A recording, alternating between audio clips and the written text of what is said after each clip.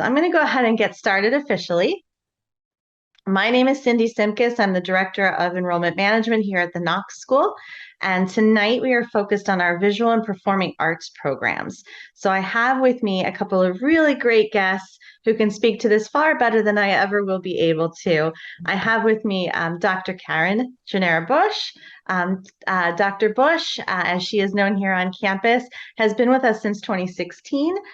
She has she has a higher education degree, but also lots of experience in the arts as well, a master's from Pratt, and she has been both an assistant professor as well as a teacher here on our campus. She's the head of our marketing department and wears many, many hats for our students and our faculty here on campus.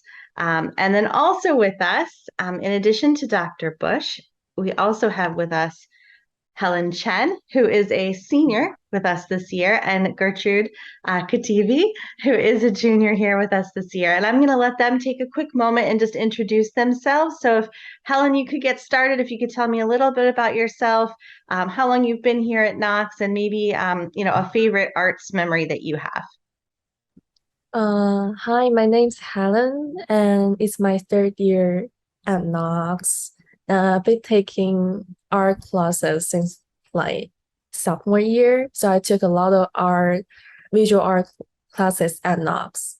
And I've been preparing my portfolio recently, so I'm thinking about applying art schools in the future.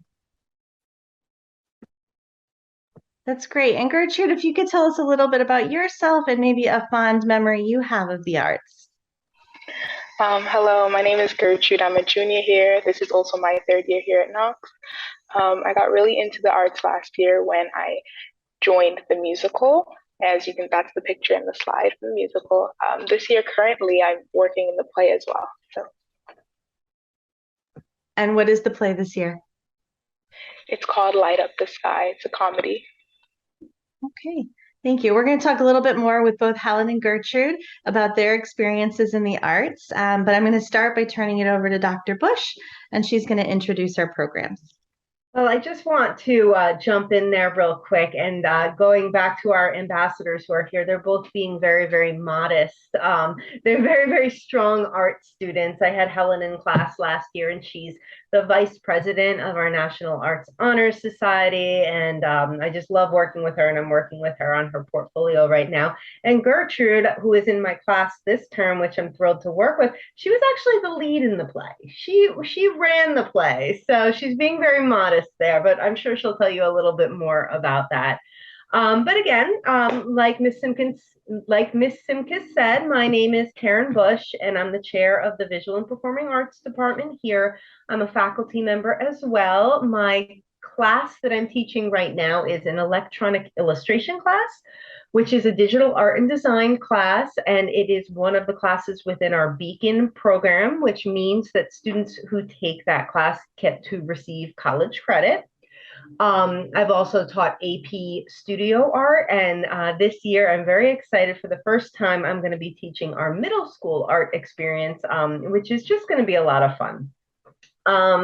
So my area of expertise is the visual arts. However, the visual and performing arts sort of encompasses all of the arts at Knox. So it's all of the studio-based arts.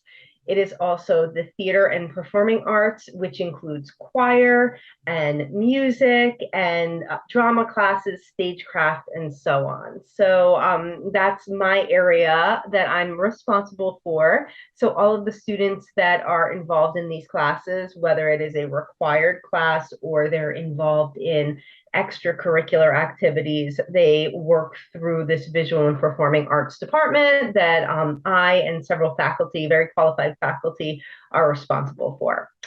As far as the program itself, every student is required to take at least one visual arts credit, one performing arts credit, and one choir elective. So the visual arts electives, pretty much there's no specific, you have to take this one class. There are a number of classes that you can select to take. So it's a little bit different. You don't necessarily have to take Studio Art 1 in order to take other classes.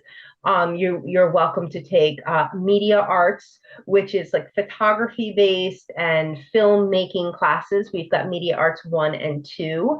We also have photography, which includes traditional analog darkroom photography and also digital photography. Within those photography disciplines, 2 of those classes are part of the Beacon program, so students can also receive college credit from Suffolk County Community College, but also the SUNY College systems within that program. We have 3 levels of studio art, so level 1, 2, and AP. Studio art classes are really the traditional visual arts that you may think of as far as drawing, painting, mixed media, working with shading, drawing from observation, painting with color, painting on canvas, really the traditional style of studio art. We also have a full ceramics studio where students will learn not only hand building, they'll learn slab ceramics and wheel throwing. They learn how to fire their pots, glaze their pots. They even do a great process called raku, which basically allows students to take really, really hot pots out of the kiln directly with tools under supervision and place them into a submerged environment where they get some really great textures, and the chemicals within the glazes do some really amazing things. And it's a really fun process with a lot of flames, and the end results are amazing. So they get to do that on our campus.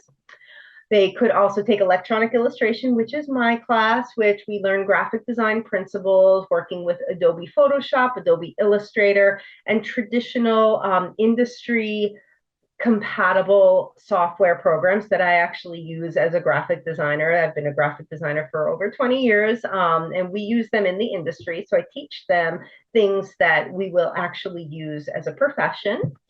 And then we have some new courses, which include 3D design and mixed media, where they're doing sculptural type of work. And like I said before, our middle school art experience, where our middle schoolers are grades 6 through 8, and they pretty much take a sampling of every kind of art. So we get them involved in a little drawing, a little painting, a little sculpture, a little mixed media. And really the idea is just to expose them to a lot of different styles of art making, so that hopefully when they get into upper school, they'll have some ideas of what they might want to explore with those visual arts electives. So that is visual arts in a nutshell. Our performing arts curriculum, students will have to take 1 performing arts class. We have a theater 1 and theater 2, so they learn basic skills of acting, stage presence, the sort of history of acting. They go through a lot of different styles and approaches, and I'm sure our performing arts rep, Gertrude, will talk specifically about those, what happens in the class. But students can also learn about survey of Broadway musicals. They can take a stagecraft class where they learn how to basically light stage, build sets for stage, the sort of history of that, working in different types of stage facilities and things of that nature. There's also music history and AP music theory. So that's more of a sort of academic focused class. So they might not necessarily be performing in those classes per se, but they'll be studying performance and applying some of those skills. And we have choir, chamber choir, lessons practicum, and a middle school drama program. The choir is actually also a required course here, and this is new this year. And specifically because choir and music is really part of the Knox sort of foundation. We have song that's involved in so many aspects of our philosophy at Knox. We start every all-school meeting by singing our alma mater. Our seniors gift us with performance twice a year, with a holiday senior sing and then a graduation senior sing. And at the end of the year, our end of year ceremonies have so many singing and traditional songs involved. So it really just makes sense that the choir would be a required class, because it gets them involved in music. And so many of our students may not necessarily jump at the opportunity to take a choir class, but being that it's a required class, gives them the opportunity to sort of push themselves into it. And they realize that they may have explored some untapped potential, or they may like it and they probably never would have even tried it. So that's a pretty exciting thing with our performing arts program. So those are our curriculum-based programs. But we also have a lot of extras, and Helen and Gertrude will be able to go into those a little bit more specifically. But we have 2 upper school productions every year. In the fall, we either do a comedy or a drama-based production. And in the spring, we always do a spring musical. And then somewhere around the middle of the year, winter time, or sometimes even into spring, we can do a middle school musical. Generally, it's a junior setting program, so they're usually about an hour and a half to an hour long. And all of the students in the middle school who are taking the class will perform in their middle school musical. This year, they're doing You're a Good Man, Charlie Brown. Last year, Miss Simkis, what did they do last year? I forget it again. Moana Jr. Moana Jr., yes. And they've done Peter Pan, they've done Fiddler on the Roof Jr. So they've done a lot of really well-known productions that are so much fun to just watch these young students explore and play with it. And they are, not only are they just fun to watch, but they really get a kick out of doing it too. And it exposes them to performing arts. We also have other things that we do on campus. We've got a coffee house, we've got a talent show, we've got clubs. Helen is actually, I think, president of one of our clubs, which is an art-based club, and different art exhibitions, whether it's on campus or off campus. We offer really a lot of opportunities for our students to explore arts, and we really support arts as a culture in the school. We try and make it that we get students off campus to visit art galleries and visit art settings, and we try to get the whole school involved at the gallery reception. So it's a pretty great environment if you are interested in the arts. That's great. Can you, Dr. Bush, maybe introduce a little bit? We're going to focus in on, I think, the visual arts first, and then we'll transition to the performing arts. If you could maybe introduce a little bit of the faculty that we have here on campus. Oh, sure. So we have 3 visual arts faculty members that teach all of our classes. One of which is a part-time faculty member, and that's Mrs. Colombrero. She's actually been at the school, I believe, 20 years, somewhere in 19 or 20 years. And she is actually part-time at Knox, and she also teaches at Suffolk County Community College. She teaches photography and media arts, both film-based and digital. And she is also an exhibiting artist. So every year she is at least in one outside exhibition that we always like to try and get students to go to, or students can't go to. We try to publicize, but she's that's part of the reason why she is a part-time faculty member, is because she really tries to continue to maintain her practice so she can show every year. She, like I said, she's an adjunct professor at Suffolk Community College. She's also been there for many years.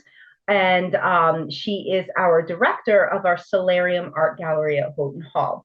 So our gallery at Houghton Hall, I believe we have some pictures, is basically, it's a fully functioning art gallery, and it's in our space on campus, Houghton Hall, which is our old historic mansion.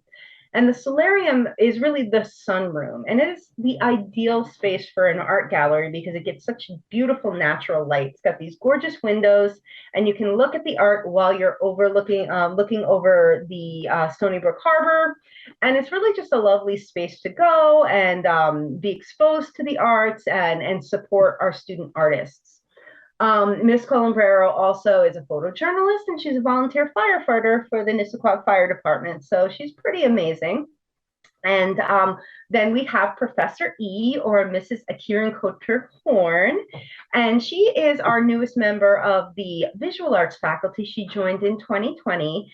And she came to us from teaching for over 14 years in the higher education sector. So that's why we call her Professor E, because she started as a professor and she continues to relay those principles that she taught in her college level classes to her students. She and I actually both went to the same college, and fun fact, we went to the same college together. So I remember her from a very long time ago, back in 2004. We were in the same ceramics class together, so that's pretty fun. So we both went to Adelphi University. She has her MFA from there, and she does primarily in her practice does more three-dimensional work, ceramic and mixed media work, but she also is seasoned in the traditional drawing, painting, and two-dimensional mediums. This year, she is teaching the AP Studio Art class. She is also teaching ceramics and the new class 3D design and mixed media. And she is the one who brought that really amazing Raku program to Knox, which we're super excited about. So that's our faculty. Fantastic. And I know you've touched on this. You even mentioned the solarium pictures. So I'm going to go ahead and advance to the next screen. And maybe you could talk a little bit more about the different spaces that our students are able to interact with on campus as it relates to the arts. Absolutely. Okay, so we'll start with the gallery on campus. That is the center picture in the top row. So you see, we've got students looking at the artwork. There are plenty of display spaces. And then on the right-hand side behind the two girls, you'll see those huge windows that let in the tremendous amount of natural light. And then behind those windows is the bay. So it really is a peaceful, beautiful setting to explore art. But we have in that space, we have at least 2 student art shows, although last year, we started doing a third art show when we introduced our National Art Honor Society. We had a specific Art Honor Society exhibition there as well. So 3 art exhibits. And we've also had outside artists come in to display their work and do gallery talks and work with our students. That happened more pre-COVID, but we're working to bring that back now that things have opened up again. So that is our Solarium Gallery. Hopefully you'll be able to come down to campus and check it out because it is a must-see space.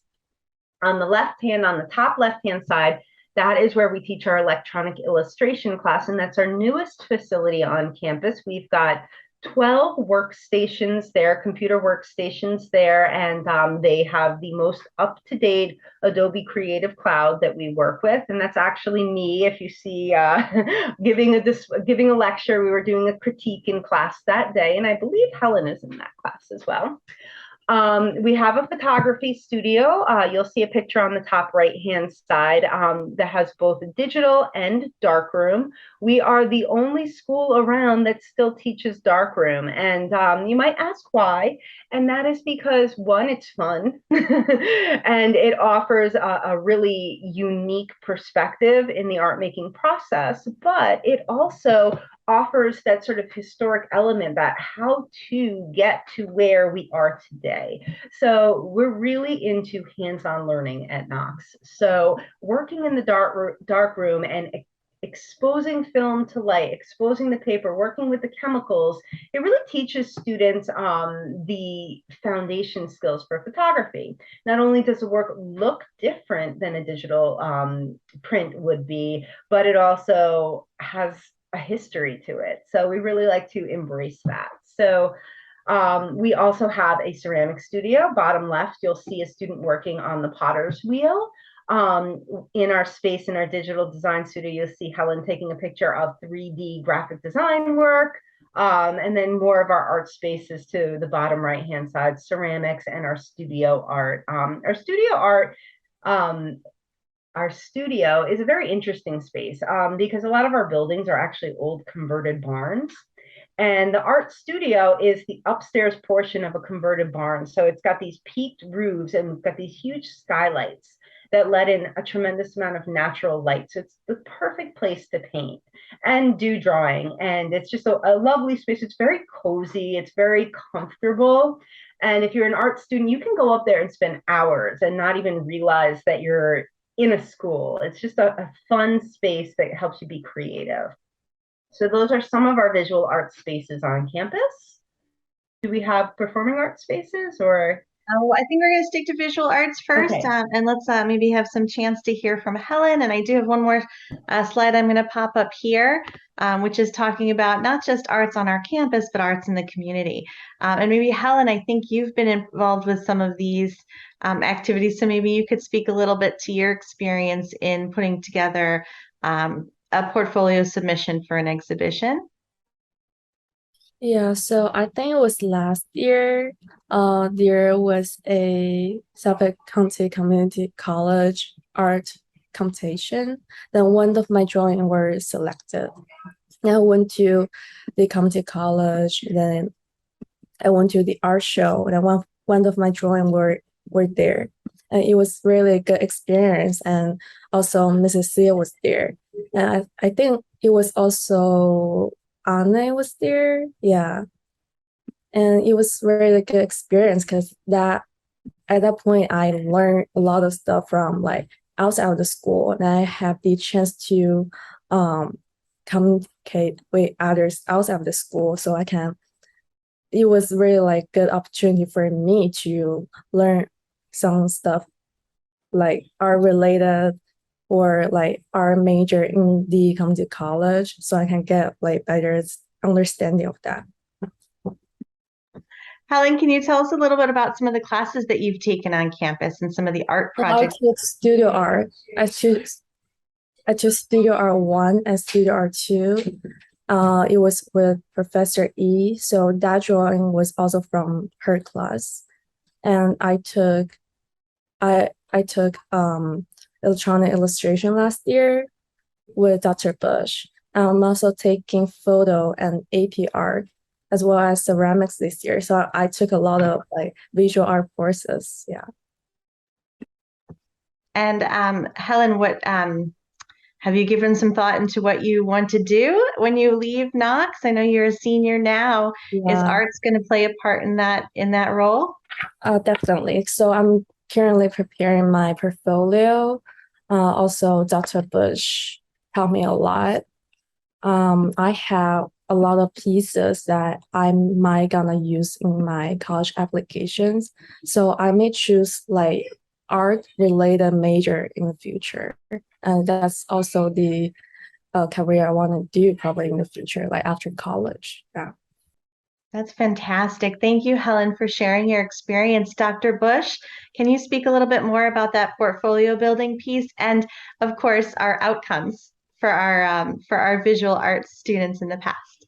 Yeah, we're very, very lucky at Knox because all three of the visual arts faculty members have strong experience with university studio art. Prior to working at Knox, I actually was a department chair for higher education in a design program. And I literally would work with students coming in from high school and observe and view portfolios, and as well as the other professors. So we really work hands-on, one-on-one with each student developing their portfolio. So everybody's portfolio is going to be unique, and every school that they're applying to often has unique requirements for the portfolio. So Helen is applying to some schools that require a standard portfolio, which could be 10, anywhere from 12 to 15 pieces that shows a wide range of different materials and different disciplines and different strategies to art. So she will come in and basically will lay out all the pieces on the table, or we'll look at the digital files and try to decide which are the strongest pieces, which show the greatest depth and breadth of her abilities, and which tell the story of what she's trying to communicate from a personal standpoint, but also from a technical standpoint. So Helen's in a really good position because she has a ton of work, and our hardest challenge with her is basically editing out pieces. So we're in a very good space with her. So once she submits, then she's going to get accepted. There's no doubt in my mind she's got a bright future ahead of her. But we've done that with several other students, and our outcomes of working with these students has been quite strong in the past. We've had students who attended Rhode Island School of Design. My first year here working with Gia, that was her dream school. She wanted to go there. She got in there Early action, no problem. Cytherea, who you see on the middle slide, on the lower to the bottom, she's right now in Parsons School of Design, and she had that vision. She wanted to go there, and she got in. Nadia, who's all the way to the right, she is a senior right now at FIT. These are all my kids, and we work so hard to make sure that they achieve their dreams. We try to get them to apply to at least 4 or 5 different schools. There's always like those big dream schools that we hope that they'll get into, and we've been very lucky for our students to get into them. But we also have other schools around here that we try to encourage them to go to. Maybe they didn't think of applying to FIT, or they didn't think of applying to Pratt. But Pratt is right here. I mean, we're in New York, and Brooklyn is just a couple miles away. So we may entice them to go there. They go on visits, they get a feel for things, and they really get to explore that. So we've had some really great outcomes. Additionally, Mackie also is on this slide, and he's a student at School of Visual Arts, another school that's New York City based. So there's lots of opportunities for obviously students who are interested in visual arts to excel here and stay in the New York area, and even visit schools for college visits and learn about that. But again, it's really a personalized experience. So that's why it's really important for the students to have that one-on-one time with their teachers to make sure that their portfolios really speak to who they are as an artist and what they can accomplish as a college student. That's great. Thank you so much. Anything else, Helen, that you would like to share about your arts experience with the families and the students who may be watching here, especially if you're speaking to a future or budding artist? So I feel like at Knox, I got a lot of chance to try different mediums of art, especially visual art, because I went to another school when I was ninth grade, and that school has no like visual art program, and they don't even have an art studio. But when I transferred here, I got a lot of like chance to try different mediums, and I took a lot of visual art courses. Like this year, I'm taking 3 visual art courses, so which is very great because probably in another school I can like try these things. Thank you. I really appreciate that. Dr. Bush, so we not only have our visual arts program here, which is a great and strong program, and I know one that's very near and dear to your heart, but you have been one of the biggest champions for our performing arts program, especially as sort of we rebound from these COVID worlds. So if I could ask you to kind of transition and talk a little bit about our performing arts faculty and that program.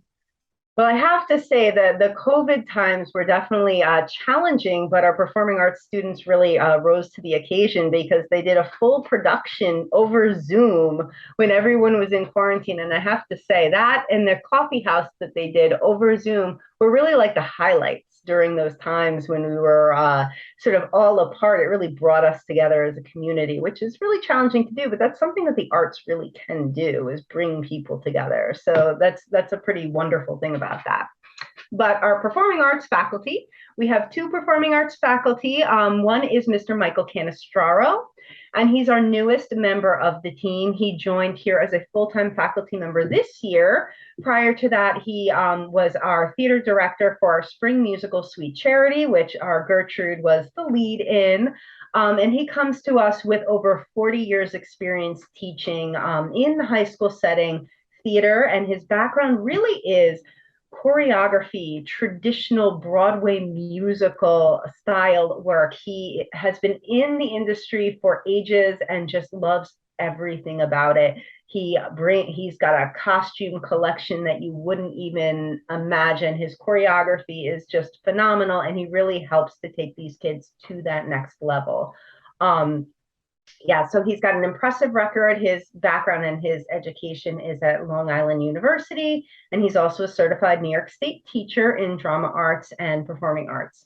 You got to meet him. He's just a phenomenal person, and he will just bring you in and get you excited about theater. And then we have Melissa Coyle, who is our music instructor. She's actually our choir instructor, and she is the music component of all of our theatrical productions. So the two of them actually work hand in hand, because you wouldn't be able to put on a musical without the partnership of the theater director and the musical director. She currently is helping our choir thrive, especially now that it is a required class. But she also works with our senior students to help them prepare for our senior singing and our other singing activities. She is the resident music director at the Smithtown Center for the Performing Arts, which is a small theater right in the town of Smithtown, which is actually about 10 minutes away from us.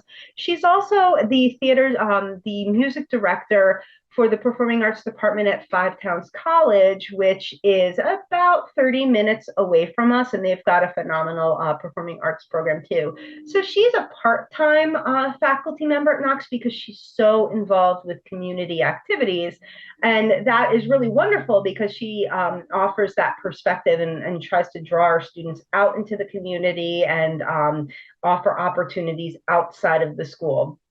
She also maintains and is responsible for our student musicians who would perform at competitions like NISMA, SCAMIA, which is a musical competition for string instruments, and other sort of in the community musical activities. So she's pretty phenomenal also. Thank you. I appreciate that you were able to introduce our amazing faculty in this space. I think I'm going to ask Gertrude, because I know, Dr. Bush, you shared some of the plays we've worked on. I'm going to ask Gertrude to unmute, and let's hear about your actual experience. You know, you were live on the ground rebooting our musical program last year, and I would love to hear about that experience with Mr. C. All right, so the musical was a complete new experience for me. I actually did not have much experience in the performing arts before then, but I was roped in, convinced, and it was actually such a great experience that I completely do not regret. I enjoyed it a lot. So we had our after school practices with Mr. C. We would split it up between scenes and dances and songs, and it was just very nice. We had a really nice community of the kids who were there working, and we got to put on a great show for everybody. And I know the arts is not the only thing that you're involved in. So how do you manage to balance it all between performing arts and the athletics and the academics? How do you fit it all in? Well, we actually split our time between sports and theater. So if you are interested in sports, you can do both as well. It's a really great experience that I completely recommend doing at least once in your high school time. And also just time management that Knox instills in the students helps a lot. That's great. Dr. Bush, is there anything you want to share a little bit more about some of these performances that we've done? Well, over the years, there's been a lot of different styles of performances that come through. Personally, I love the musicals. I think the musicals are just such a great way to end the school year. But our fall comedies, they just rope people in. Some of our productions are quite small, and some of our productions can be very large. And it's really based on the students that are interested in performing. One of the things that we do is we don't say we're putting on this particular play and try and get our students to get involved. That doesn't work for us because we are a very small school. What we'll do is we'll get a feel for our students, we'll get a feel for their talents, we'll get a feel for their interests and their schedules. And Mr. C and Mrs. C, actually I call them MC squared. It's kind of silly, but anyway. So both of the teachers, they'll basically, based on the talent and the students that we have, they will decide which play we're going to do based on that. So it may be a play that we never heard of. We did Sweet Charity last spring. I've never heard of this play before until they put it on, and then I remembered a couple of the songs. I'm like, okay, I know about this play. So just they're level of experience in working with the individual students to allow each student to shine is really noteworthy. They're not going to put on a performance that they know the students aren't going to be able to really carry it and do it really well. So that just speaks to the uniqueness and the sort of personalized attention that you would get from the performing arts teachers within the program. They want everybody to be a star, so they want to make sure that everybody's seen in the best light. Thank you. And I do know that, we want everybody to be a star, but not everybody wants to be a star. So if that happens, what is it that what is it that we do? How do we get all of our students to be incorporated into the performing arts when maybe they don't necessarily want to be the performer on stage? Well, yeah, there's a lot of students who want to get involved in theater, but they're so either nervous about being on stage or they just realize it's not their thing. But there's a place for them as well. We've got a student I love so much. His name is Tommy. He does not want to be on stage, but he is the champion when it comes to running the soundboard and running the lights and running all around and making sure everybody has what they need. And it's a team. It's really like any sport. Theater is like a team sport where every member is really important.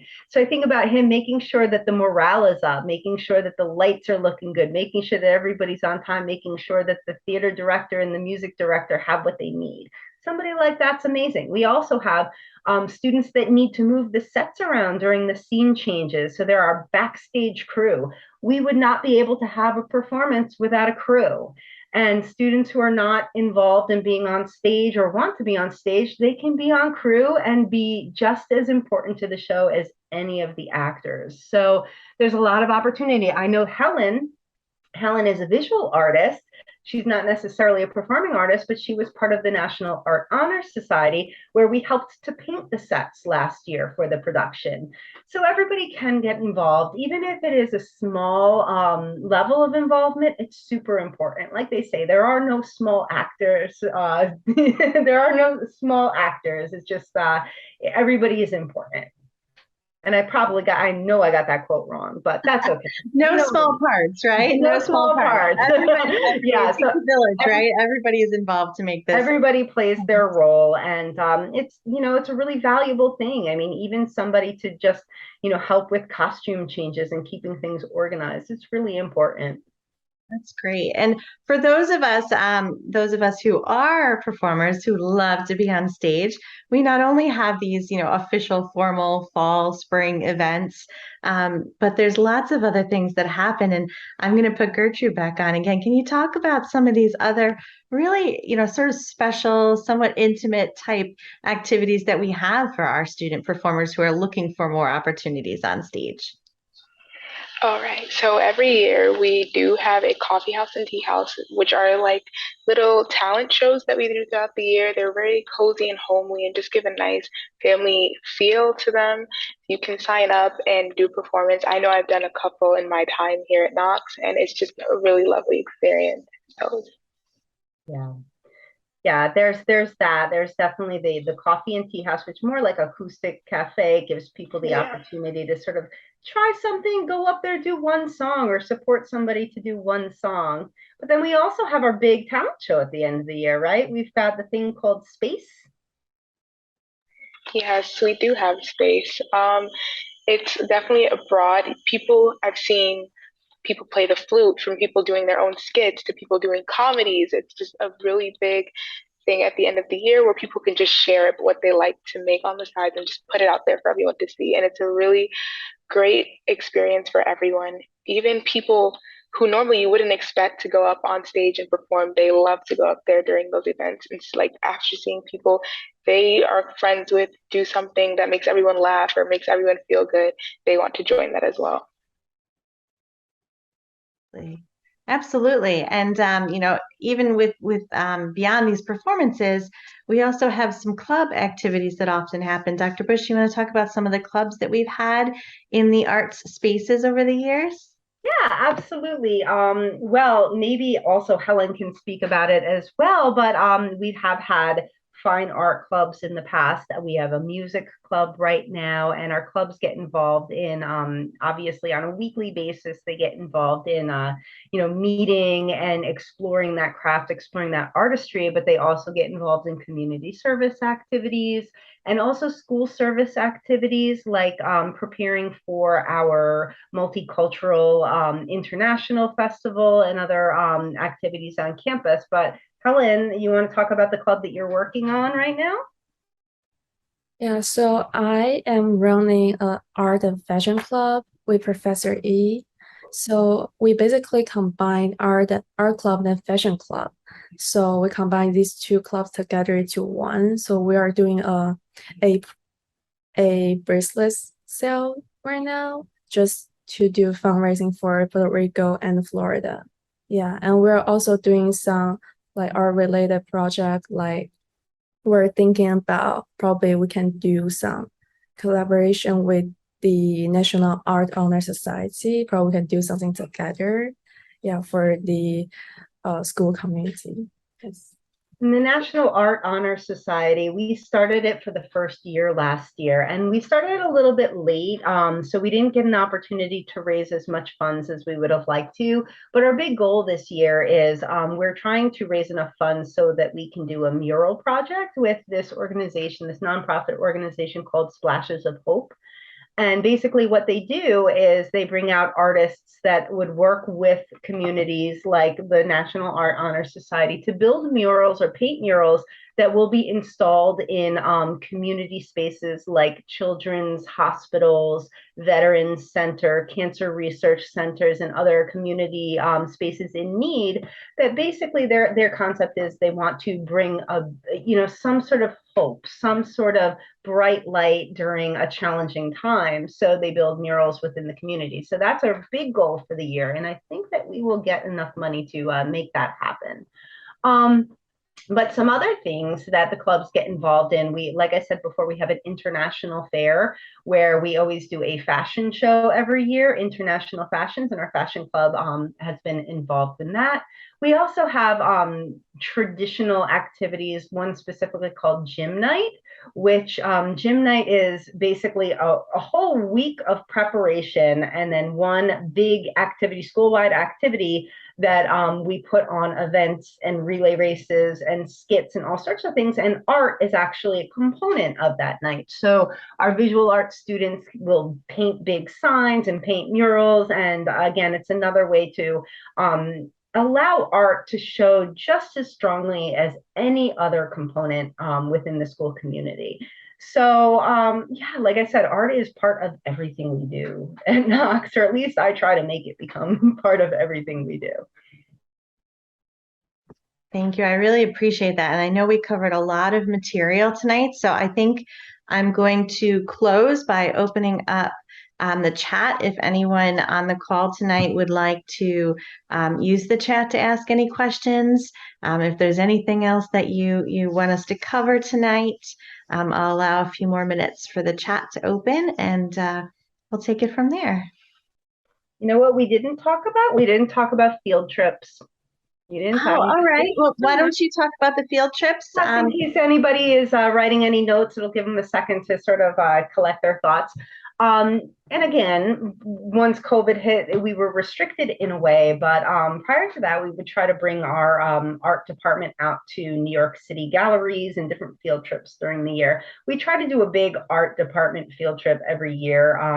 Right prior to the shutdown, we went to the Southampton Museum. It was actually the Parish Museum of Art. Down in Southampton, which is on Long Island. It's about 45 minutes away, maybe a little bit longer. And we take, school on school bus, hop out, we go to the museum and make a whole day of it so they can see professional art galleries.